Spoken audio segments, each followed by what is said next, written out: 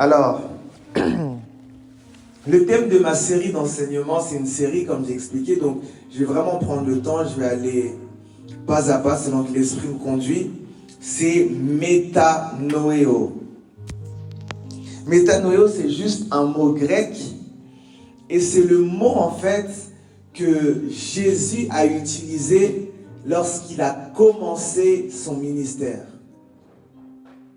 Vous savez, Jésus est venu sur la terre pour une mission, etc., etc. À 30 ans, il se baptise. Quand il se baptise, le ciel s'ouvre, l'Esprit descend. Il reçoit cette parole-là, celui-ci est mon fils bien-aimé. Ensuite, après ça, il va dans le désert, il est tenté. Quand il a fini d'être tenté, la Bible dit qu'il sort du désert en étant revêtu du Saint-Esprit. C'est-à-dire qu'il sort du désert avec l'onction. La Bible va même dire qu'il va aller dans la synagogue, il va ouvrir le passage d'Ésaïe qui dit « L'Esprit du Seigneur est sur moi, car il m'a oint pour. » Et il va dire « Cette parole que je viens de lire vient de s'accomplir devant vous. » Alors à partir de là, Jésus est oint.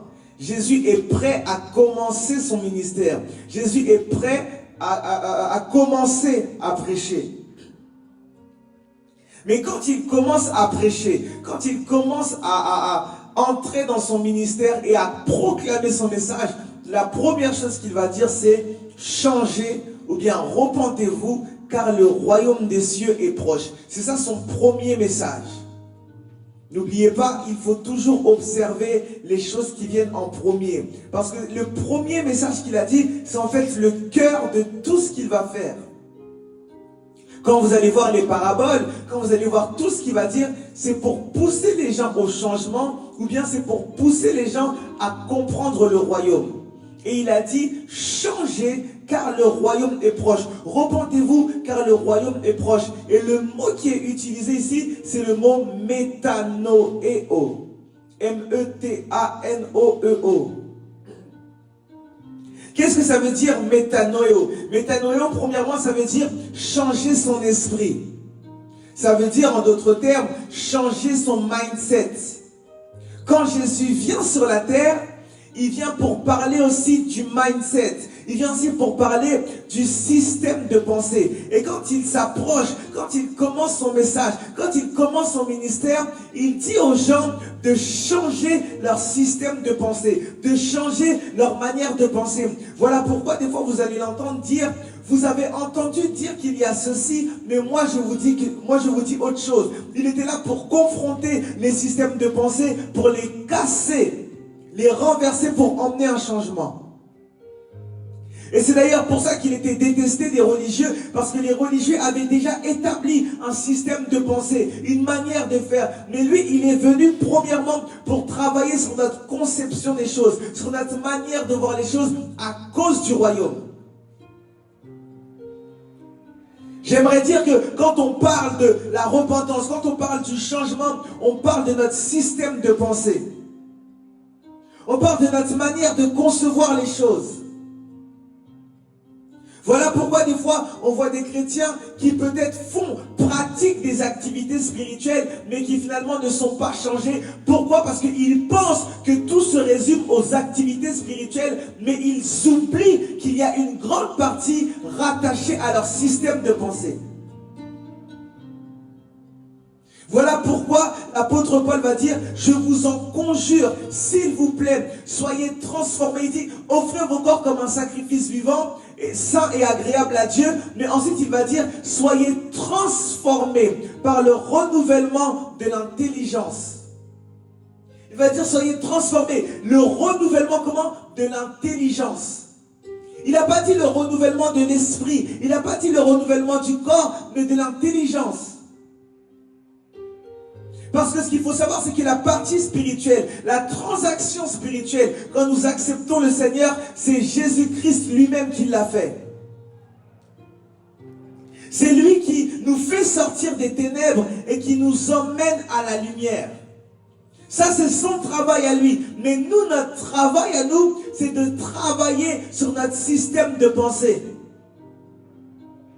Son travail à lui, c'est de nous sauver. Son travail à lui, c'est de nous faire quitter les ténèbres, de nous emmener à la lumière. C'est ça son travail. Mais maintenant, nous, on doit adapter. On doit faire en sorte que notre système de pensée corresponde maintenant à la nouvelle vie qu'on reçoit en Jésus-Christ.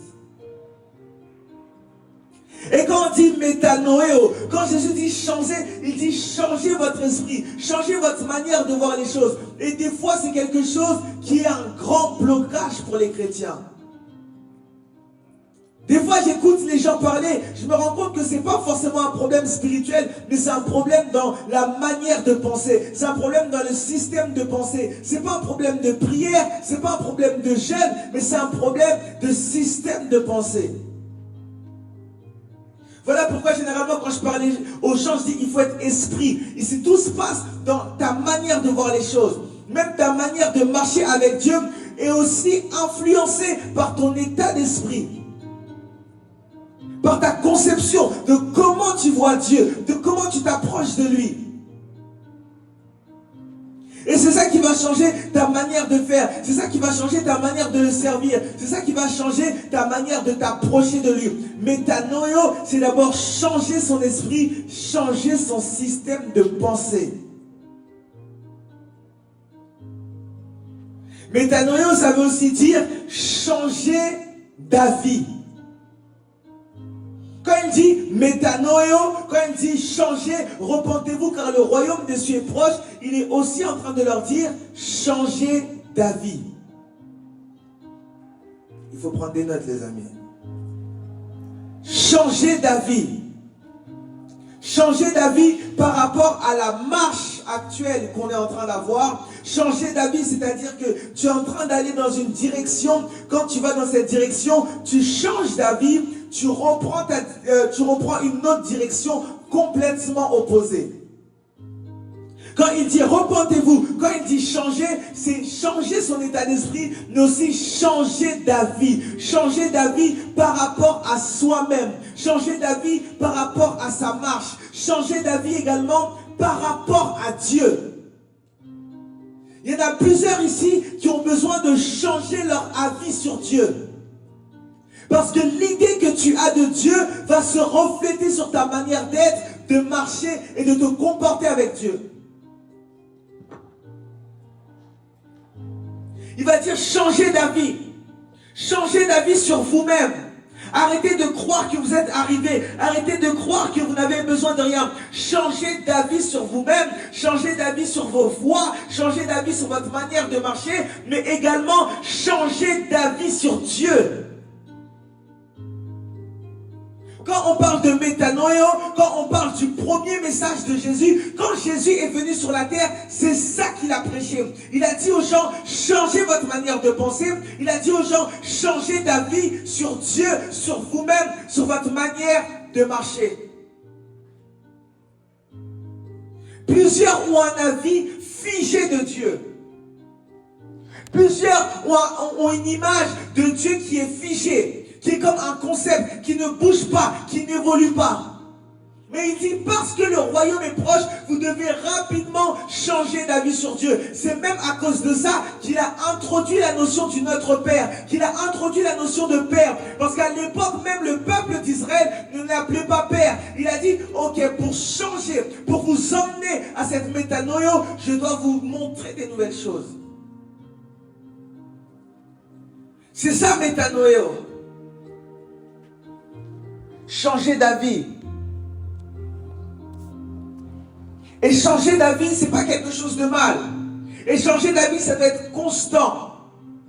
Quand je dis tu changes d'avis, par exemple, sur Dieu, c'est pas un jour tu te dis il est Dieu, un jour tu te dis il est pas Dieu, non. C'est grandir dans la compréhension de qui il est. C'est-à-dire que par exemple, tu l'estimais être assez puissant pour faire telle chose. Mais après, il te dit, métanoïo, change d'avis, vois plus grand par rapport à Dieu et tu verras que tu pourras avoir accès au royaume. Change d'avis. Et métanoïo, ça veut également dire regretter. Quand il dit métanoïo, changer, car le royaume de Dieu est proche, il est en train de dire également regretter. Regretter votre vie.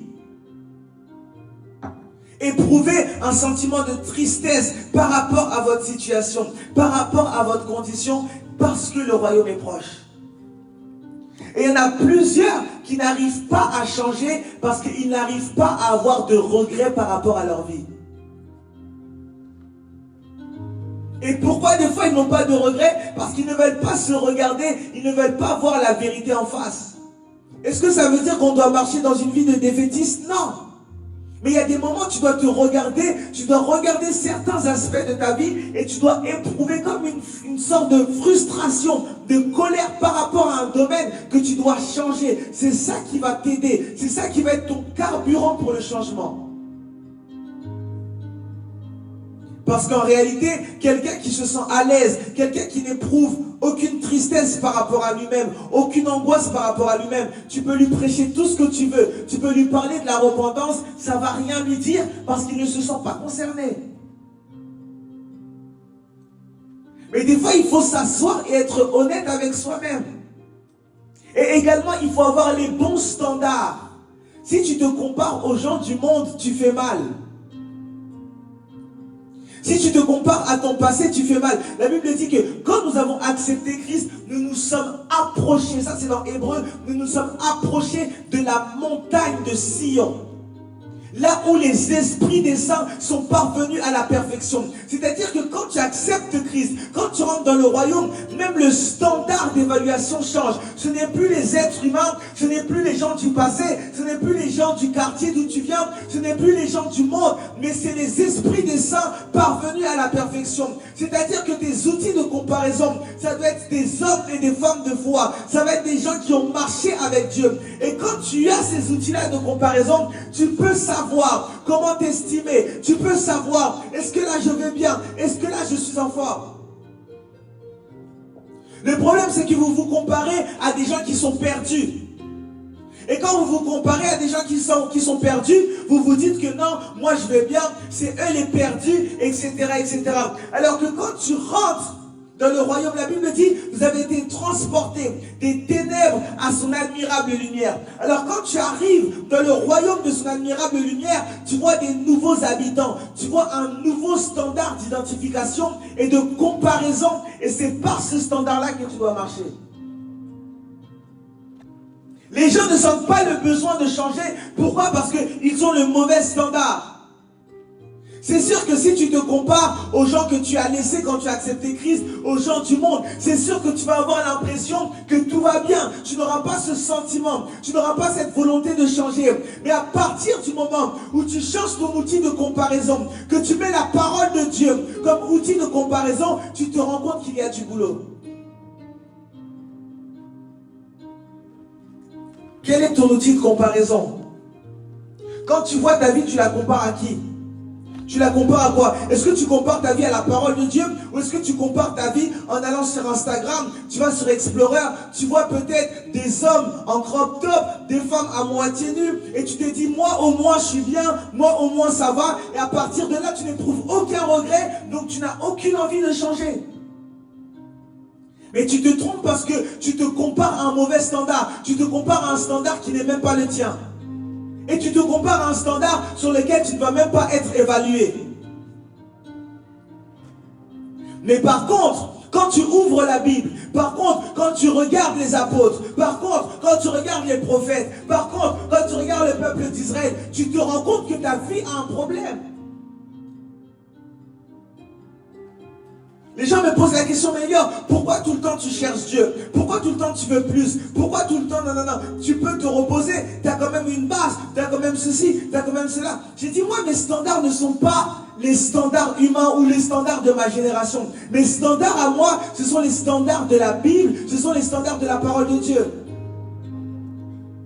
Parce qu'en toute humilité, si c'était les standards de ma génération, je peux m'arrêter et dire, ok, je suis un serviteur de Dieu qui est dans la moyenne des gens de ma génération, je suis un serviteur de Dieu, je fais des PDG expériences, etc. Il y a 500, 600 personnes, je suis dans la moyenne, j'ai besoin de rien. Si c'était ça mon outil de standard, j'aurais arrêté de changer, j'aurais arrêté de métanoéo. Mais comme je regarde à la Bible, comme je regarde à Enoch qui a marché avec Dieu, quand je regarde à Élie qui était un homme de la même nature que nous, quand je regarde au prophète Ésaïe, quand je regarde à Ézéchiel, qui a été transporté entre le ciel et la terre, je comprends que Eliot, tu as du travail. Et les gens ne veulent pas changer parce qu'ils se comparent à leurs collègues de travail. Ils se comparent à des gens qui n'ont même pas Christ. Ça n'a même pas de sens. Vous n'êtes même pas de la même catégorie. Quelqu'un qui est en boxe, qui est dans la catégorie poids lourd, il ne peut pas se comparer à quelqu'un qui est dans la catégorie poids plume. Ça n'a pas de sens. Les poids lourds avec les poids lourds, les poids plumes avec les poids plumes, les chrétiens avec les chrétiens, les païens avec les païens. Laissez-les se comparer entre eux, mais toi, change ton standard d'identification.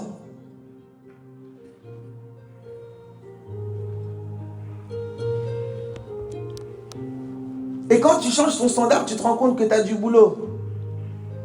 Tu te rends compte vraiment. C'est pour ça que moi, j'aime bien être exposé à des gens qui peut-être sont de ma génération, qui ont mon âge, mais qui font bien plus que moi. Ça me rend humble et ça me garde. Des gens qui ont mon âge, spirituellement, qui font plus que moi. Et je me dis, mais waouh, comment il fait? Et ça me pousse à chercher Dieu et à changer. Des gens qui financièrement, ils sont là, ils ont mon âge, ils pèsent en millions. Et je me dis, mais finalement, il y a quelque chose qui ne va pas. Ça me pousse à changer. Parce que mes standards ont changé. Je ne regarde pas simplement la moyenne. Je ne regarde pas ce que fait la classe moyenne. Mais je change de référence. J'essaie de voir l'élite. J'essaie de me comparer aux grands. J'essaie de me comparer à ceux qui ont de l'impact. Et c'est ça qui me met à chaque fois mal à l'aise et qui me pousse à changer. Parce que le problème, c'est que si tu es à l'aise, même si je te dis de changer, tu ne vas pas changer. Mais normalement, si tu te compares au bon standard, tu auras toujours envie de changer. Parce que le standard même par excellence, c'est Christ. Et c'est ça que ça veut dire métanoéo. Et ce matin, j'aimerais rapidement nous expliquer pourquoi le changement. Pourquoi il faut changer en fait? On est né comme on est, on a vécu ce qu'on a vécu. Pourquoi on a besoin de changer? Parce que si tu ne sais pas pourquoi tu as besoin de changer, tu ne vas pas ressentir le besoin de changer et tu ne vas rien faire. Pourquoi il faut qu'on change? Est-ce que c'est une obligation? Pourquoi on est obligé de changer quand on accepte Christ? Pourquoi on est obligé de changer? Pourquoi on est obligé de rentrer dans cette métanoïo? Premièrement, pourquoi le changement? Premièrement, à cause de la corruption. À cause de la corruption. Je vous ai fait lire Genèse chapitre 1. Et quand on regarde Genèse chapitre 1, quand on regarde le passage, la Bible dit au commencement, Dieu créa les cieux et la terre. La terre était informe et vide. Il y avait des ténèbres à la surface de l'abîme et l'Esprit de Dieu se mouvait au-dessus des eaux. Ici, on voit un scénario, on voit la terre qui est informe et vide, on voit la terre qui est remplie de ténèbres. Et Dieu regarde cette terre, et Dieu dit, je ne peux pas laisser cette terre comme ça, je dois l'emmener dans le changement, dans la transformation, je dois l'emmener dans le métanoïo. Pourquoi? Parce que la terre a été corrompue, la terre a été mise dans le chaos, et la terre a été plongée dans les ténèbres. Ce qu'il faut savoir, c'est que la terre actuellement n'est pas sa version d'origine. La terre dans laquelle on est, la création que nous on côtoie, la création qu'on confronte n'est pas dans son état d'origine. Entre-temps, la création a été corrompue. Voilà pourquoi la Bible dit, la création attend-elle avec un ardent désir, la révélation, la manifestation des fils. Pourquoi? Parce que la terre a été plongée dans le chaos, la terre a été corrompue. Et à cause de la corruption qui est rentrée sur la terre, tout ce qui entre en contact avec cette terre touche aussi à la corruption. Et quand on parle de corruption, on parle de dysfonctionnement. C'est-à-dire que la terre, comment elle fonctionne aujourd'hui, la terre a un problème. La terre est en dysfonctionnement. Et nous qui sommes sur la terre, nous sommes exposés à ce dysfonctionnement. Voilà pourquoi il faut métanoïo. Si tu ne comprends pas que tu es sur une terre qui est corrompue et que tu es toi-même exposé à la corruption et que toi-même en tant qu'être humain tu es corrompu, tu n'auras jamais le désir de changer. Et le problème, c'est que la corruption, c'est comme un virus. Là, comme tu es là, le fait d'avoir un corps humain, le fait d'avoir une chair, c'est un désavantage pour toi. C'est comme un virus qui est à l'intérieur de toi et qui te bloque et qui t'empêche d'être ce que tu dois être. Voilà pourquoi il faut métanoéo. Voilà pourquoi il faut changer. Parce que la version actuelle de nous-mêmes n'est pas une vraie version. C'est une version qui est corrompue. C'est une version qui a été modifiée. Et le problème, c'est que quand un produit est corrompu, quand un produit a un dysfonctionnement, il est voué à la destruction et à une mauvaise utilisation. Toi, tu penses que tout va bien. Mais juste le fait d'être sur cette terre et le fait d'avoir ce corps humain, sache que tu es en danger parce que tu ne fonctionnes pas comme tu dois fonctionner. Et quand tu ne fonctionnes pas comme tu dois fonctionner, tu es exposé à des casses, tu es exposé à des dysfonctionnements, tu es exposé à des choses qui te rapprochent peu à peu de la destruction et de la mort. C'est quoi la maladie? La maladie, c'est juste l'expression du dysfonctionnement du corps. À la base, le corps humain ne devait pas être malade, mais à cause du péché qui est venu et qui a amené la corruption, ça a amené un dysfonctionnement qui a attiré la maladie, qui a attiré tout plein de choses. Et aujourd'hui, on vit ces choses à cause du système qui a été corrompu. Et si tu ne comprends pas qu'il faut changer, tu restes exposé à ce système corrompu. Et quand tu restes exposé à ce système corrompu, tu t'exposes à des dysfonctionnements, tu t'exposes à des maladies, tu t'exposes à des troubles, tu t'exposes à la destruction. Pourquoi aujourd'hui les familles sont brisées? Pourquoi aujourd'hui il y a des divorces? Pourquoi aujourd'hui il y a des maladies incurables? Pourquoi aujourd'hui il y a des guerres? Pourquoi aujourd'hui il y a toutes ces choses? Pourquoi aujourd'hui il y a le mal? C'est à cause du virus du péché. C'est à cause de la corruption de l'humanité. C'est à cause de ce dysfonctionnement qui est rentré à l'intérieur de l'homme, qui est rentré sur la terre et qui a emmené un dysfonctionnement. C'est comme un virus qui tue petit à petit ton ordinateur. Et tu peux avoir un virus aujourd'hui, ça n'a aucun dégât. Il y a juste petit à petit des pop-up qui s'affichent. Tu quittes, ça s'affiche, tu quittes. C'est rien. Jusqu'au jour où tu vas vouloir allumer ton ordinateur et tu te rends compte que ton ordinateur ne s'allume plus. Jusqu'au jour où tu vas te rendre compte qu'on t'a piraté ta carte bleue. Jusqu'au jour où tu vas te rendre compte que tu n'as plus d'adresse mail. Jusqu'au jour où tu vas te rendre compte que tu n'as plus aucun fichier. Pourquoi? Parce que ce petit virus qui était là a commencé à travailler et a emmené un grand dysfonctionnement. Voilà pourquoi il y a une urgence du changement. Peut-être que toi, tu ne le vois pas aujourd'hui, mais si tu ne changes pas, ta famille de demain peut être endommagée. Parce qu'on est dans des systèmes, il y en a plusieurs ici qui sont dans des familles monoparentales. Il y en a plusieurs ici qui n'ont pas connu des familles, on va dire, normalement composées. Il y en a plusieurs ici qui ont connu des incidents dans leur famille. Et ça crée des dysfonctionnements, ça crée des choses dans notre esprit, dans notre système de pensée. Et si tu prends ça à la légère, ça peut te rattraper. C'est à cause de la corruption. La corruption de la terre. La terre déjà elle-même est corrompue. La Bible dit que la terre était informe et vide. Pourquoi elle était informe et vide? Parce que le diable était descendu. Je n'ai pas le temps de vous expliquer tout ça. Apocalypse 12, la Bible dit: malheur à la terre et à la mer, car le diable est descendu avec une ardente colère, sachant qu'il a peu de temps.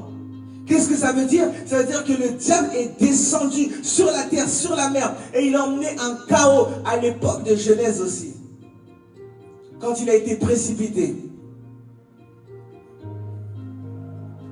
Et la Bible dit que la terre était informe et vide, mais que la terre était dans les ténèbres. Au-delà de la terre elle-même qui est corrompue, il y a aussi le système qu'on appelle le monde qui est corrompu. Le système dans lequel on est, le système dans lequel on fonctionne, qu'on appelle le monde, il est corrompu. La Bible appelle le diable le prince de ce monde. C'est-à-dire que la manière dont on est exposé à la corruption. On n'est pas la vraie version de nous-mêmes. On a des dysfonctionnements. Voilà pourquoi il est important et il est urgent même de changer et de chercher à changer. Jésus a dit, le prince de ce monde vient, il vient vers moi, mais il n'y a rien de lui en moi. Pourquoi il a pu avoir la domination? Pourquoi il a pu avoir le dessus? Parce qu'il n'a pas laissé le système du monde entrer dans son système à lui. Et à cause de ça, même quand le prince de ce monde s'est approché de lui, il n'avait aucune autorité parce qu'il n'y avait rien du monde à l'intérieur de Jésus. Mais s'il y avait quelque chose du monde, ça veut dire que s'il y avait corruption, le prince de ce monde peut utiliser la corruption à sa guise. Il a dit, le prince de ce monde vient, mais il n'y a rien de lui en moi. C'est-à-dire que s'il y avait quelque chose de lui à l'intérieur de Jésus, le diable pouvait utiliser ça contre lui. Ça veut dire aussi que si toi qui m'écoutes, tu ne veux pas changer, tu ne veux pas rentrer dans le processus de métanoïo, le diable voit que dans ton esprit, que dans ton système de pensée, il y a quelque chose qui est à lui, il peut le manipuler même à partir de l'extérieur. C'est comme un virus, j'ai expliqué. Un hacker, il peut venir, il laisse un virus, il te laisse tout seul dans ta chambre, mais à distance, il contrôle tout. Et c'est la même chose. Le diable nous met dans un monde corrompu, dans un système corrompu, dans le but de laisser des traces dans notre esprit qui va pouvoir manipuler à distance à des moments stratégiques de notre destinée. Et on se retrouve à vivre les mêmes schémas que d'autres personnes. On se retrouve à être piégé quand on est au sommet. On se retrouve à tomber à quelques pas de notre bénédiction. On se retrouve à chuter. On se retrouve à faire des choses. Pourquoi? Parce qu'on n'a pas accepté de changer.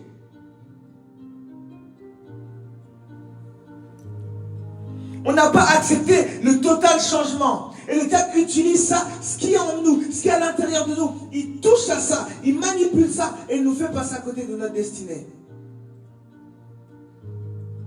Et c'est ce qui s'est passé avec Moïse. Moïse appartenait à la famille de Lévi. Et Lévi était réputé pour être colérique. Ça veut dire que dans la généalogie de Lévi, il y avait la corruption de l'homme par la colère. Et à cause de cette corruption-là, le diable a laissé Moïse travailler. Le diable a laissé Moïse faire sortir l'Égypte, faire sortir Israël de l'Égypte. Le diable a laissé. Mais au bout d'un moment, il a dit, ok, il y a quelque chose de corrompu à l'intérieur de lui. Je vais utiliser ça. Pourquoi? Parce qu'il y avait une faille dans le système. Voilà pourquoi c'est urgent de changer. Parce qu'à partir du moment où il y a une partie qui est corrompue à l'intérieur de toi, sache que c'est un point de contact pour l'ennemi et pour ta destruction. Et quand je parle de ta destruction, ce n'est pas juste la destruction d'un point de vue spirituel, c'est dans tous les domaines de ta vie. Des fois, tu peux être là, tu peux perdre des relations stratégiques juste à cause de la colère qui t'a corrompu.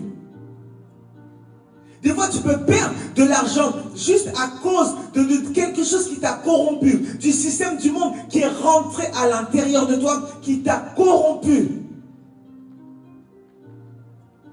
Et tu te retrouves à faire des choses que tu n'assumes pas. Tu n'as pas d'argent, mais tu vas essayer de faire je ne sais pas quoi. Tu n'as pas d'argent, tu vas, je ne sais pas, dépenser, juste pour t'intégrer dans le système du monde. Mais tu ne sais pas qu'il y a la corruption qui est rentrée en toi et ça attire après des situations et tu te dis, mais finalement, comment je me suis retrouvé là? À cause de la corruption. La corruption de la terre, mais la corruption du système aussi qu'on appelle le monde. La corruption de l'humanité. La Bible dit, car tous ont péché et tous ont été privés de la gloire de Dieu. Tous ont péché et tous sont privés de la gloire de Dieu. Qu'est-ce que ça veut dire? Ça veut dire que le virus du péché a emmené la corruption. Quand on dit tous sont privés de la gloire de Dieu, c'est quoi? C'est pas simplement la présence de Dieu qu'on ressent à l'église. La gloire de Dieu, c'est l'expression de sa personne. La gloire de Dieu, c'est aussi la représentation. C'est l'image de son c'est le reflet de son image qu'il y a au ciel sur la terre. C'est ça aussi la gloire de Dieu. Voilà pourquoi quand Moïse a fait le tabernacle selon le modèle du ciel, il n'a même pas eu besoin de prier. La gloire de Dieu est descendue. Pourquoi? Parce que la gloire de Dieu, l'expression de la gloire de Dieu, c'est le reflet sur la terre de l'image qui est au ciel. Alors quand la Bible dit que tous ont péché et tous sont privés de la gloire de Dieu, elle est en train de dire que à cause du virus du péché, tous ont été déviés par rapport au modèle du ciel. Tous. Quand tu viens sur la terre, le fait de venir sur la terre, le fait d'être né d'un homme et d'une femme, dès que tu mets ton pied sur la terre, sache que tu as été défiguré par rapport à l'image que Dieu avait de toi au ciel. Marcher avec la gloire de Dieu, c'est pas forcément marcher avec l'onction et la présence de Dieu. C'est marcher en adéquation avec l'image que Dieu a de toi depuis le ciel. Alors ce virus-là du péché, ce virus-là qui amène la corruption, il t'empêche de t'aligner au modèle du ciel. Voilà pourquoi il faut métanoéo.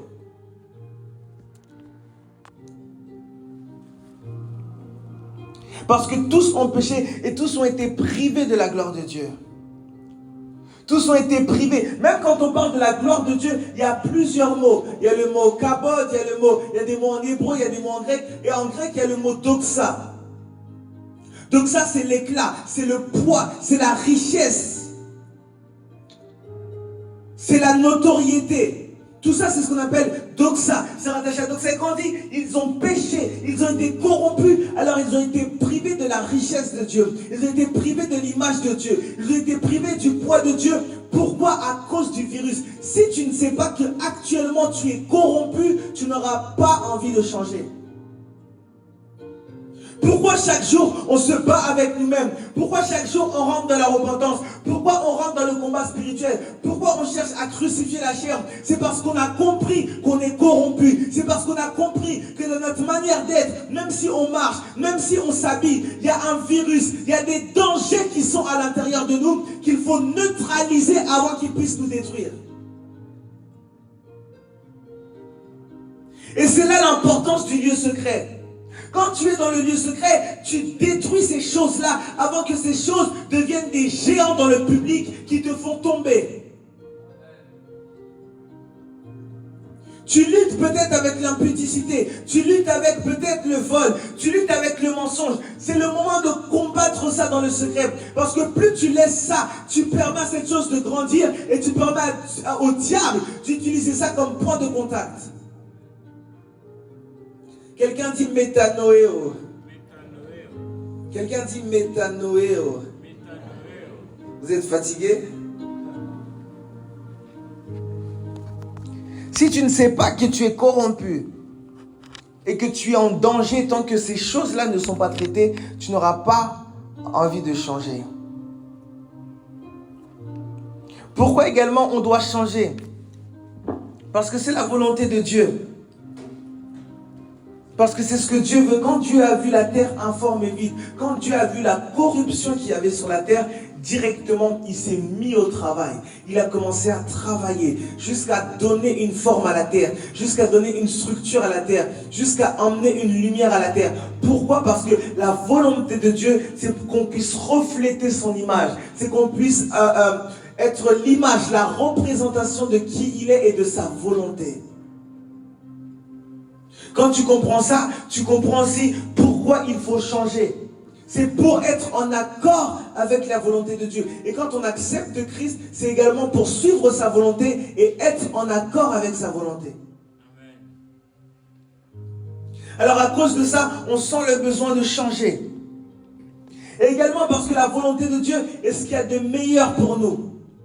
Comme j'ai dit, quand il nous a conçus, il n'y avait pas cette corruption. On avait une manière de fonctionner. Dans notre esprit, je parle. Quand il nous a conçus dans l'esprit, quand il nous a rencontrés avant même qu'on puisse venir sur la terre, il y avait un système, une manière de faire qui, dès que ça a rencontré un corps humain, ça a été corrompu. Et la volonté de Dieu pour nous, ce n'est pas qu'on souffre, ce n'est pas qu'on puisse subir les choses, mais c'est qu'on puisse marcher selon ses projets de paix et non de malheur. La Bible dit dans Psaume 139 au verset 16, « Quand je n'étais qu'une masse informe, tes yeux me voyaient.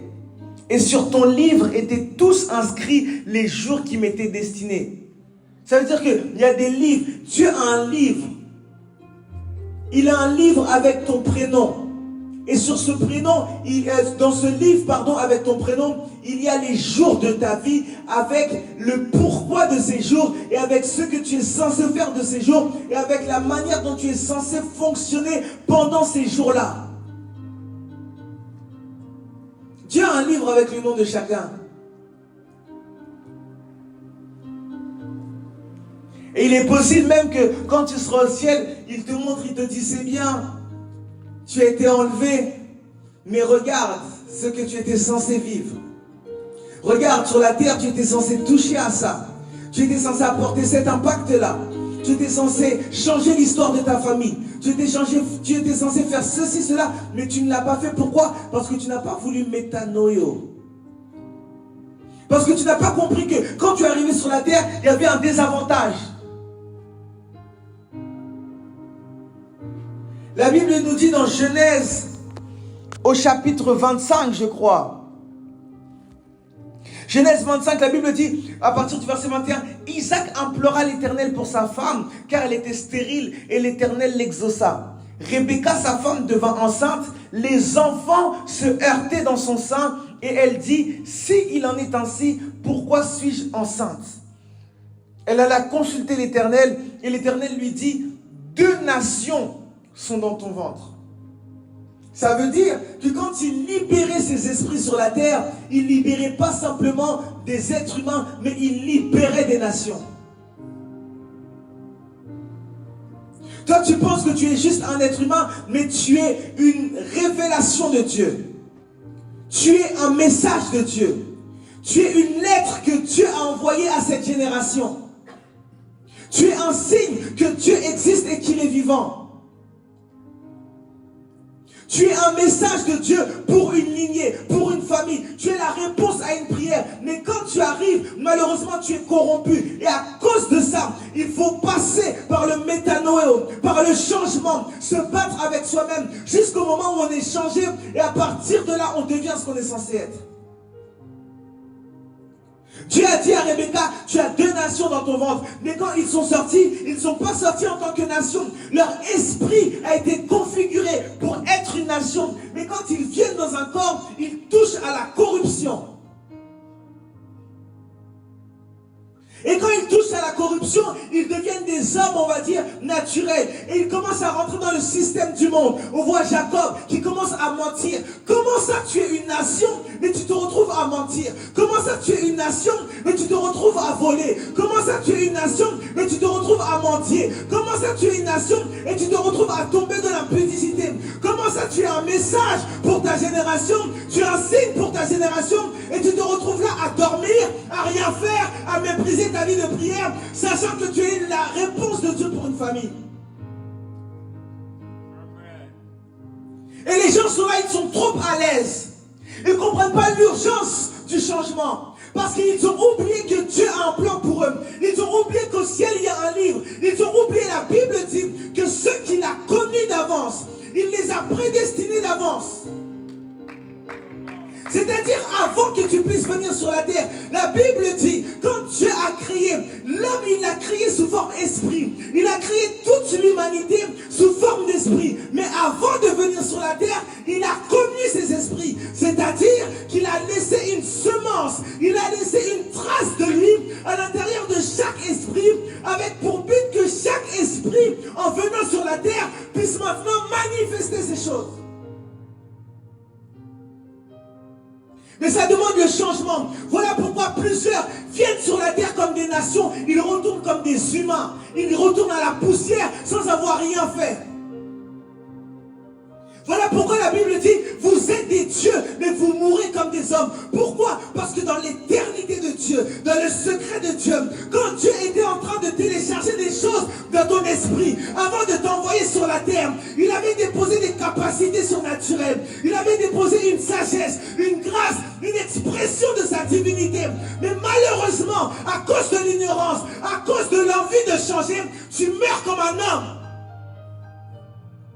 Même pire, tu meurs comme un animal. Sans laisser aucune trace. Parce que tu n'as pas la conscience que Dieu a un agenda. Tu n'as pas la conscience que Dieu a une mission. Tu n'as pas la conscience que tu es bien plus que ce que tu crois. C'est pour ça que des fois il faut demander à Dieu, ouvre mes yeux. Qui suis-je? Qui suis-je? Pourquoi tu m'as envoyé? Pourquoi tu m'as envoyé à cette époque, dans cette famille, dans ce pays, dans ce lieu-là? Pourquoi tu m'as placé ici? Quel est le message qui est dans mon esprit? Quelle est la facette que je dois démontrer de toi? Parce que quand tu viens sur la terre, à cause de la présence du diable et de la présence de la corruption, ton message déjà est endommagé.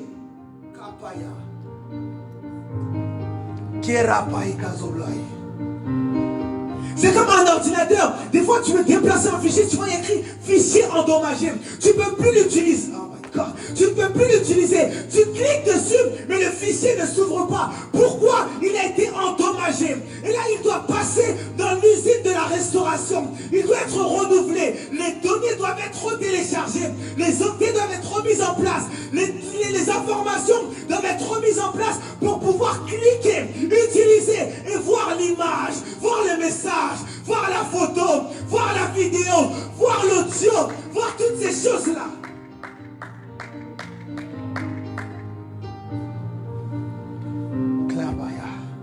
Il faut savoir que quand tu viens sur la terre, tu viens comme un fichier endommagé.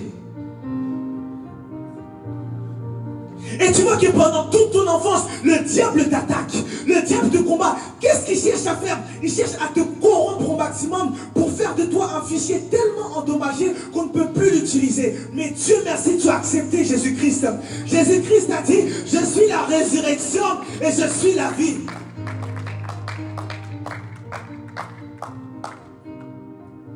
Tu vas voir, tu connais des choses difficiles. Dans ton enfance, on abuse de toi. Dans ton enfance, tes parents te battent. Tu vas à l'école, on t'insulte. On détruit ta confiance en toi. Pourquoi? Parce que tu es censé être l'expression de la gloire de Dieu. Alors le diable, il voit ton potentiel. Il tue ta confiance. Il tue ta confiance jusqu'au jour où tu deviens muet. Tu fermes la bouche parce que tu as peur qu'on te critique. Parce qu'on a tué ta confiance. Et quand tu fermes la bouche, tu fermes également la manifestation de ce que Dieu avait prévu pour toi. Voilà pourquoi il faut changer. Parce qu'on est corrompu et le diable va chercher à nous détruire. Tu vas voir, tu es là, tu as 10 ans, tu as 11 ans, tu es exposé à la pornographie.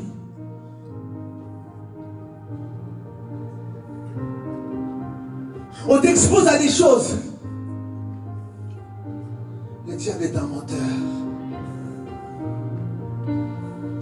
C'est pour ça que Jésus a dit métanoïo, car le royaume est là. Tu as 10 ans, on t'expose à la pornographie. Et ça souille tes yeux. Ça souille ton âme et ton imagination. Et après tu es là, tu es dans la vingtaine. Tu luttes avec les pensées. Alors que ce que Dieu avait prévu, c'est d'utiliser ton imagination comme la plateforme sur laquelle il allait envoyer ses visions pour ta famille, pour ta ville. Alors, tu vois que le diable, dès ton enfance, il te souille pour tuer ta dimension prophétique, pour tuer ta destinée, pour tuer, étouffer ton intelligence. Tu vois, tu grandis, directement, on te complexe. On te dit que tu ne vas pas réussir. Alors que Dieu a prévu dans ton esprit de faire de toi une personne qui met son pied dans des sentiers battus, dans des endroits où les gens n'ont pas encore mis pied, pour apporter la lumière de l'évangile dans des milieux où la lumière n'est pas. Alors dès le début, on va te complexer pour te montrer que tu es un incapable, pour te montrer que tu ne peux pas briller, pour étouffer la personne que tu es. Et toi, tu grandis comme ça. Et ça te rattrape. Quand tu commences à avoir 18 ans, 19 ans, 20 ans, tu vois que ça commence à te rattraper. Tu vois maintenant l'impact de ces choses. Et tu es là, tu as deux solutions. Est-ce que je reste comme ça ou est-ce que je métanoïa? Et des fois même, certaines personnes font de leurs blessures, font de leur passé une zone de confort. Ça les empêche de métanoïa. Moi, de toute façon, j'ai été négligé depuis que je suis petit. Moi, de toute façon, j'ai été négligé depuis que je suis petit. Tu dis ça à chaque fois pour te justifier, pour t'empêcher de changer, pour être comme dans une zone de confort. Dès qu'on essaie de te faire sortir, tu te sens en danger et tu commences à dire, moi, de toute façon, j'ai été négligé. C'est pas une excuse.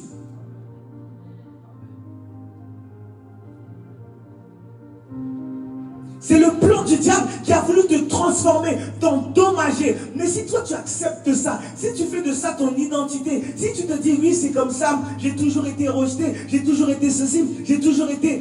Quand tu acceptes cette identité, tu t'empêches toi-même de changer.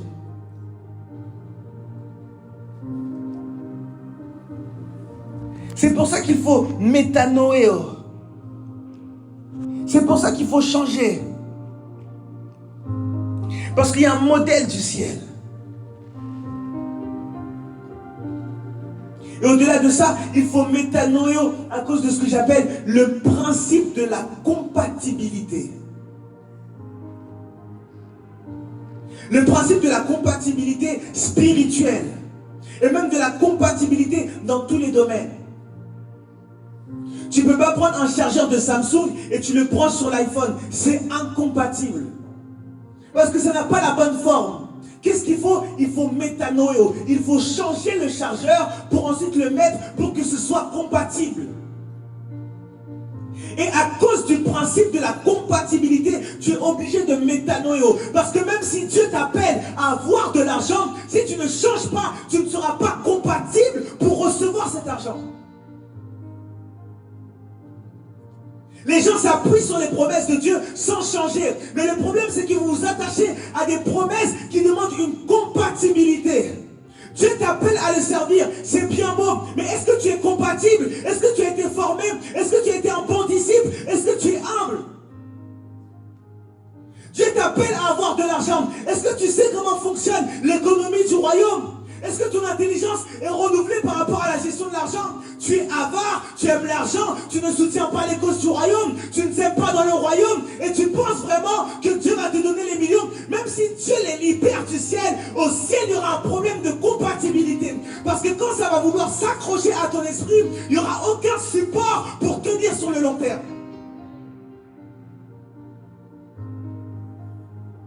Et c'est pour ça qu'il faut changer. Les gens veulent des choses, mais les gens ne veulent pas changer. Vous savez, être riche, ce n'est pas avoir de l'argent. Être riche, c'est être riche. Être. Dans le système de pensée d'abord. C'est pour ça que tu peux prendre un millionnaire, tu enlèves tout son argent, il reste millionnaire, il reste riche, parce que son système de pensée est configuré pour être compatible avec l'argent. Alors quand l'argent est dans l'atmosphère, l'argent va chercher un endroit où s'accrocher. Il va voir que l'esprit de ce millionnaire est compatible par rapport à la gestion et par rapport à toutes ces choses. Mais le problème avec toi, c'est que tu ne veux pas métanoïa.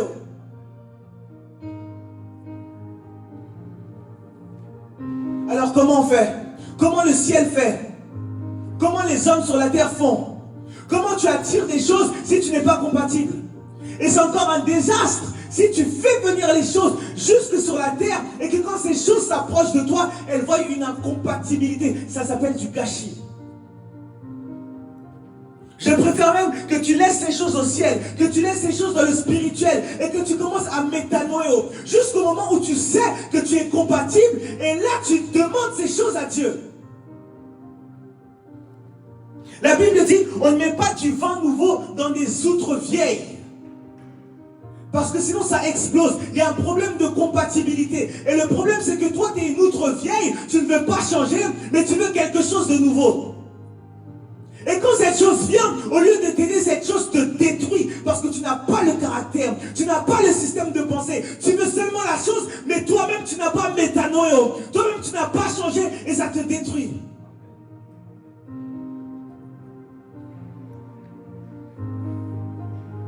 Pourquoi changer pour la compatibilité? Le monde spirituel travaille avec la compatibilité, des fois même plus qu'avec la prière et les jeûnes. Il y a des grâces que tu reçois des fois par compatibilité. C'est pour ça que tu vas voir des gens travailler dans certaines grâces sans forcément payer le prix que tu payes. Pourquoi? Parce que leur esprit est compatible avec cette grâce. Il y a des choses, c'est juste la compatibilité. Et des fois on est là, Dieu envoie, Dieu je veux l'argent, Dieu je veux être une source de bénédiction pour ma famille. Tu n'es même pas compatible. On va te donner un peu d'autorité dans la famille, tu vas faire n'importe quoi. Tu vas humilier le nom de Jésus-Christ. Seigneur, je vais être une référence pour ma génération. Seigneur, je vais impacter quoi?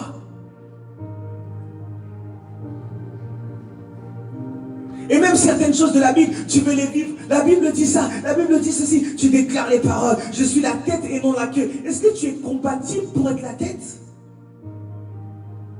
Est-ce que Dieu peut prendre le risque de t'exposer aujourd'hui? Est-ce que Dieu peut prendre le risque de répondre à toutes tes prières? Si vraiment Dieu répond à toutes tes prières et à tous tes désirs aujourd'hui, est-ce que tu penses que c'est pas risqué ça?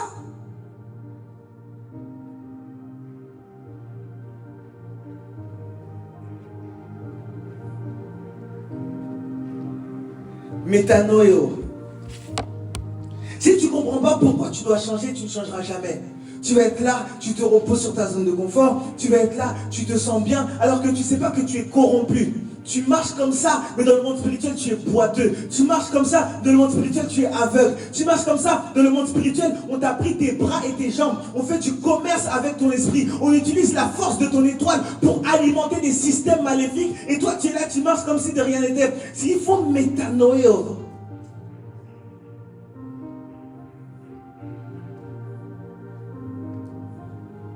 Et Dieu nous fera grâce. Je vais expliquer les différents moyens de métanoïo. Il y a être transformé par la prière. La Bible dit que Jésus sur la montagne de la transfiguration, pendant qu'il priait, l'aspect de son visage a changé, a métanoïo. Il y a être changé par l'adoration. La Bible dit, quand nous le contemplons, nous sommes transformés en la même image. Quand tu le contemples, quand tu l'adores, tu es métanoïo par rapport à la facette que tu adores de lui. Mais il faut métanoïo. Si tu es trop à l'aise avec toi-même, si tu penses que tu es arrivé, tu vas mourir comme un animal sur cette terre.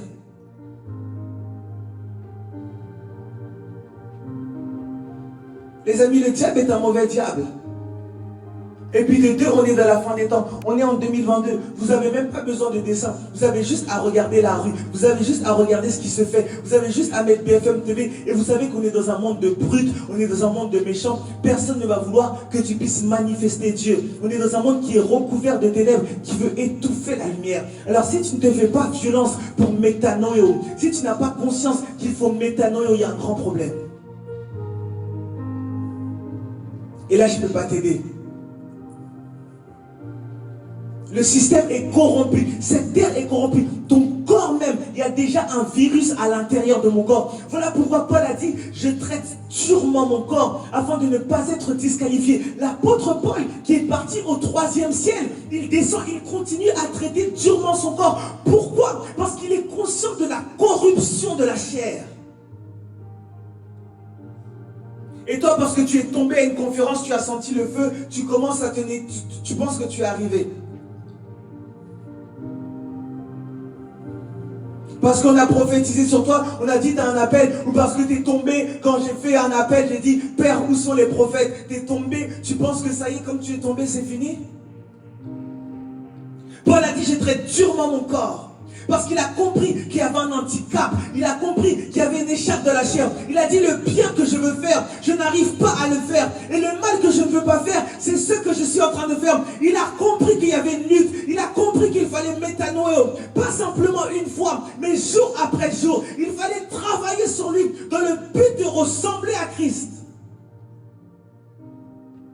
Même quand on parle des ministères, des 5 ministères de la parole, les apôtres, les prophètes, etc., ils servent à quoi? Ils servent à former les chrétiens, à aider les chrétiens à ressembler à Christ. C'est ça le but des ministères. C'est d'emmener les chrétiens à métanoïo, à changer, à être transformés pour ressembler à Jésus-Christ. Tu es dans un système corrompu. Des fois, tu penses des choses, tu penses que c'est toi qui les penses, alors que c'est juste la représentation du système dans lequel tu es. Des fois même, tu as juste hérité ça de tes ancêtres. La Bible dit, que le sang de Jésus-Christ nous a rachetés de la vaine manière de vivre de nos ancêtres. Ça veut dire que nos ancêtres nous communiquent une certaine manière de vivre, une certaine manière de faire. La Bible présente le diable comme le prince de l'air. Vous savez c'est quoi être le prince de l'air? Vous savez c'est quoi dominer l'air?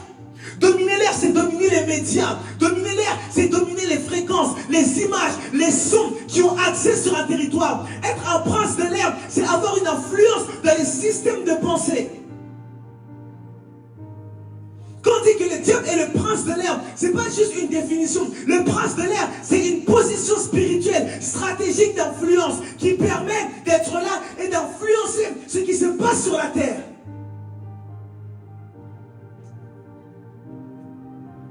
Et on vit dans ce monde-là, on ne peut pas changer ça. Tant qu'on est sur la terre, le diable restera le prince de l'air. C'est comme ça. Alors il faut songer à métanoïo. Comment métanoïo? Aussi par la parole. Tu lis la parole de Dieu. Si tu ne lis pas la Bible, si tu ne lis pas la parole de Dieu, comment tu veux métanoïo? Tu dois être exposé à un nouveau système de pensée. Tu dois être exposé non pas au prince de l'air, mais à celui qui est assis au troisième ciel, qui a dépassé le prince de l'air, qui est dans une dimension d'autorité spirituelle supérieure, une dimension d'influence supérieure pour commencer à changer et à dominer. Voilà pourquoi Daniel pouvait dominer à Babylone. Parce que lui n'était pas au niveau du deuxième ciel. Mais sa connexion était avec un Dieu qui était supérieur, au-dessus du Dieu du deuxième ciel. Voilà pourquoi il pouvait exercer une domination. Mais ça demandait d'être métanoïo, d'être changé. Tu ne lis pas la Bible, comment on fait? Tu ne sais même pas ce que Jésus a dit, comment on fait? Tu exposes tes yeux à tout et n'importe quoi. Comment on fait? Tu écoutes tout et n'importe quoi. Comment on fait? La Bible dit que la foi, donc le système de croyance, vient de ce qu'on entend. Comment on fait? Tu ne cherches même pas à te documenter toi-même. Nous, aujourd'hui, si on est là, c'est parce qu'on a fait des recherches. On était là à la maison. On avait le choix entre regarder des séries ou bien suivre des enseignements, être enseigné, être éduqué. Selon la parole de Dieu, on a juste fait le choix de métanoïo parce qu'on a compris que si je reste comme ça, ma destinée est en péril. Si je reste comme ça, le diable a tellement injecté de virus quand j'étais dans le monde que si je reste comme ça va me rattraper, ça va me dévorer, ça va me tuer même au sommet de ma destinée. Et aujourd'hui, on a des gens qui tombent dans des gros scandales. Pourquoi?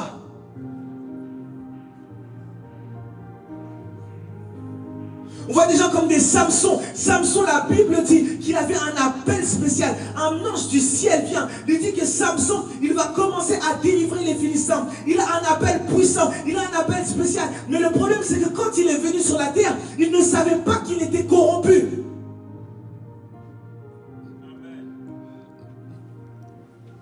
Il a commencé à aimer les femmes. Il a commencé à traîner à côté des prostituées. Il ne savait pas qu'il était corrompu parce qu'il voyait quelques expressions de la puissance de Dieu. Il voyait quelques expressions. Ce n'est pas puisque tu vois quelques expressions, c'est pas puisque tu as 2-3 rêves que tu as fini de métanoïo. C'est n'importe quoi ça. C'est pas parce que tu viens à l'église que tu as fini de métanoïo.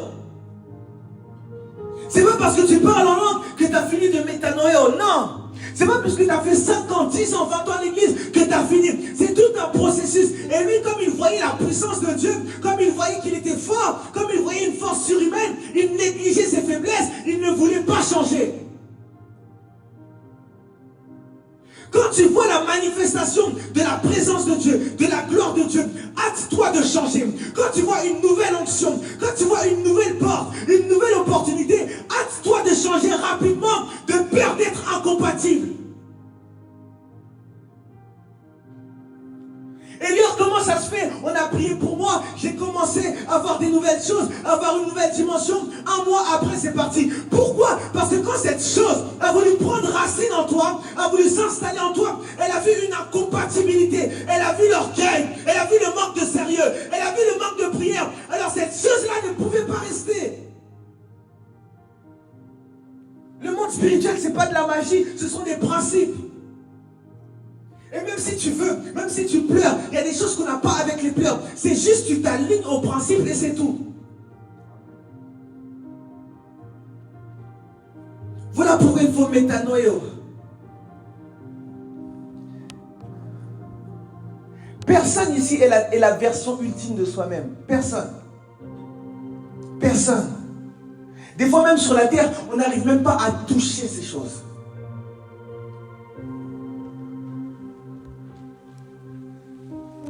Métanoïo. Il faut d'abord comprendre l'importance du changement. La version que tu es n'est pas la version finale. Tu penses vraiment avec tout ce que tu as vécu dans ton enfance jusqu'à aujourd'hui, avec tous les coups que tu as pris, est-ce que tu penses que vraiment l'état de ton cœur actuel, c'est l'état final de ton cœur ou c'est le cœur que Dieu veut utiliser? Est-ce que tu penses que le système de pensée que tu as, c'est le dernier système, c'est la dernière version, la dernière mise à jour pour rentrer dans ta destinée? Est-ce que tu penses que la discipline que tu as, c'est cette discipline-là qu'il faut pour atteindre ta destinée? Et c'est pour ça que même quand Dieu fait sortir le peuple d'Israël d'Égypte, il dit, je vais vous emmener à la terre promise. Mais avant la terre promise, il les emmène au désert. Pourquoi? Parce que c'est le lieu du métanoïo. Quand il y a le brisement, quand il y a le désert, toi tu es là, tu fuis, alors que c'est là que Dieu te change, c'est là que Dieu te brise, c'est là que Dieu te métanoïo, pour qu'une fois que tu arrives à la terre promise, tu puisses rester à la terre promise. Pourquoi? Parce que la terre promise était soumise au principe de la compatibilité. La Bible dit quelque chose à Abraham. C'est Dieu qui parle à Abraham. Il dit à Abraham, ta descendance va rester 400 ans en Égypte. Pourquoi? Parce qu'il faut que les péchés des Amoréens qui habitent à Canaan atteignent une certaine mesure pour que je puisse les chasser. C'est-à-dire qu'il est en train de dire que pour l'instant, les Amoréens sont encore compatibles avec Canaan. Mais il faut 400 ans, il faut les pousser à pécher. Et quand ils vont pécher, quand ils vont avoir une certaine manière de vivre, au bout d'un moment, la terre va sentir une situation d'incompatibilité et la terre va les vomir. Et c'est là où le peuple d'Israël pourra venir. C'est pour ça qu'ils sont restés 400 ans. Mais quand ils sont sortis de l'Égypte, Dieu ne les a pas emmenés directement là-bas parce qu'ils étaient incompatibles. Il a dit, je vais les emmener au désert pour travailler sur leur compatibilité, pour les briser. Une fois qu'ils sont à Canaan, ils puissent rester. Et vous allez voir que même quand le peuple d'Israël commençait à faire n'importe quoi à Canaan, la Bible dit qu'ils étaient déportés. Pourquoi ils étaient déportés? Pourquoi il y avait des déportations? Pourquoi Dieu ne les a pas simplement frappés sur place, mais il les a fait sortir de la terre? Parce que Canaan avait un principe de compatibilité spirituelle. Et il y a des territoires spirituels, il y a des territoires, il y a des zones financières, il y a des choses qui répondent au principe de la compatibilité. Ça veut dire que même si Dieu te place, si tu es incompatible, au bout d'un moment, cette chose finira par te vomir. Tu es ni froid ni chaud, tu es ni froid ni bouillant. Comme tu es tiède, je te vomirai. Il y a une incompatibilité. Métanoïo. Est-ce qu'on peut se lever?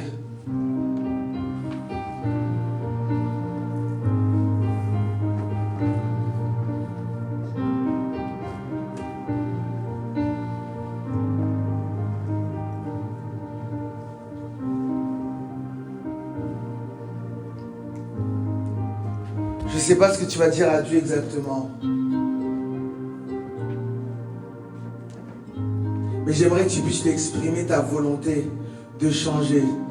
Si tu as ressenti cette chose dans ton cœur, si tu sens vraiment que je ne peux pas rester comme ça, je dois métanoïo. J'aimerais que tu puisses vraiment prier. Quitte même à venir devant, j'aimerais même que tu puisses venir devant, crier à l'autel de Dieu. et dire Seigneur, je ne veux pas rester comme ça. Seigneur, j'ai compris qu'il fallait que je change. Si je reste comme ça, je suis moi-même en danger. Si je reste comme ça, je m'expose à mourir comme un animal. Je m'expose à faire ma vie juste comme ça. Je m'expose à passer à côté de toutes tes promesses. Seigneur, change-moi, transforme-moi. Est-ce qu'on peut élever la voix au nom de Jésus-Christ?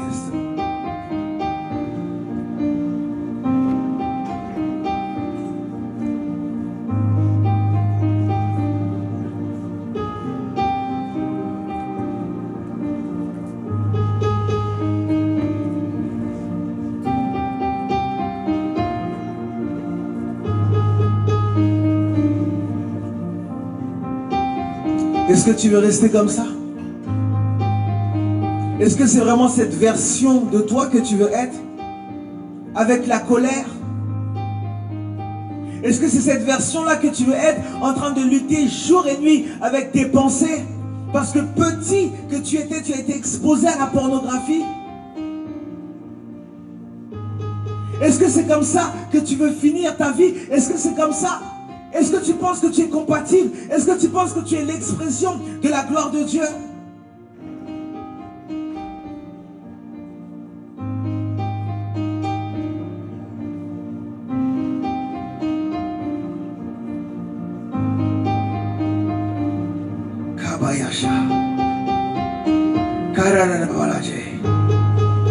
Je sens le fardeau tomber sur certains. Je sens la conviction prendre des cœurs. Je sens des gens commencer à se sentir mal. L'Esprit de Dieu est en train de circuler dans la salle. Il y en a qui commencent à se sentir mal. Il y en a qui sentent comme un dégoût d'eux-mêmes. Il y en a qui ont envie de pousser des cris, qui ont envie de dire non, Seigneur. Krakapakina sovre de ita. Rapoki se plaît. Il y en a qui ont comme un dégoût d'eux-mêmes, qui disent non. Je dois métanoïo. Non. Non. Tu veux rester vraiment avec ces blessures-là? Tu veux rester vraiment avec ce handicap-là? Tu veux rester maintenant avec cette vie-là? Parce que tu viens à l'église? Parce que maintenant tu as une forme de confort? Tu penses que ça y est? Il y a la corruption qui travaille dans ton système de pensée. Il y a la corruption qui ronge tes os, qui ronge ton cerveau, qui t'empêche d'être toi-même. Il y a la corruption qui travaille à l'intérieur de toi. Il y a les assauts du diable. Tu es appelé à être une nation, mais tu es là, tu tournes en rond. Tu es appelé à être une source de bénédiction. Tu es là, tu te bats encore avec les mêmes choses et les mêmes choses. Tu es là, on a parlé sur toi, on a prophétisé sur toi, mais tu te bats toujours avec les mêmes choses. Tu es toujours là, à tourner en rond. Est-ce que vraiment tu veux rester comme ça?